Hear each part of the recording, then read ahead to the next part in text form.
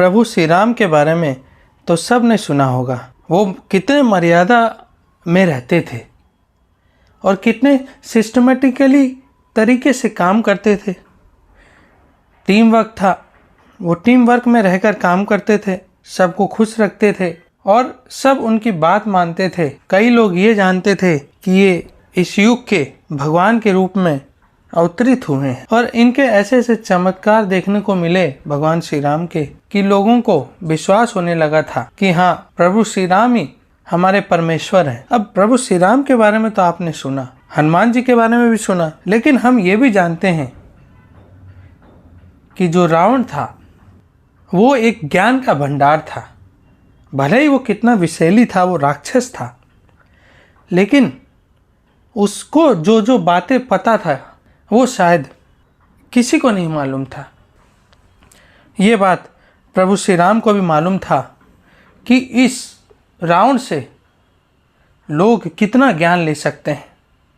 इसीलिए श्री राम और रावण के युद्ध के अंतिम क्षण में जब राम द्वारा रावण को तीर लग चुका था, उस तीर के वार से जिस समय रावण मरने की ओर था, तब श्री राम ने लक्ष्मण को उसके पास भेजा था और कहा था कि उसके पास जाकर बड़े आदर से बैठ जाना और उसे कहना कि हमें कुछ ज्ञान की बातें बताएं।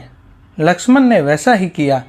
लक्ष्मण ने रावण के पास जाकर आग्रह करने पर रावण ने लक्ष्मण को ज्ञान की 3 बातें बताई थी जो आज के समय के लिए थी।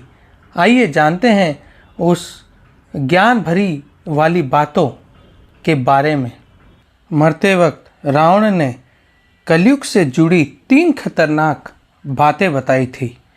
ये ऐसी बातें हैं जिन पर आज के ज़माने में अगर व्यक्ति गौर कर ले और उन बातों को अपने जीवन में कंठस्थ कर ले तो उसका जीवन सफल हो जाएगा।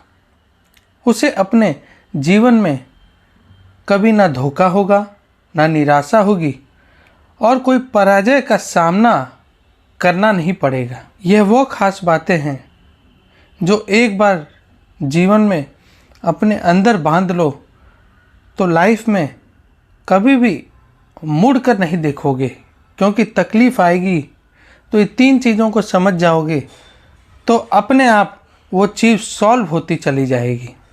पहला कौन सा? जीवन के अंदर जो भी शुभ काम है उसे जल्द से जल्द कर लेना चाहिए और जो अशुभ काम है उसे जितना देर तक हो सके उतना टालना चाहिए, नहीं तो जीवन में पछताना पड़ सकता है। रावण ने खुद का उदाहरण देते हुए कहा कि मैंने श्री राम को पहचानने में भूल की, जिसके कारण आज मेरी यह हालत हुई।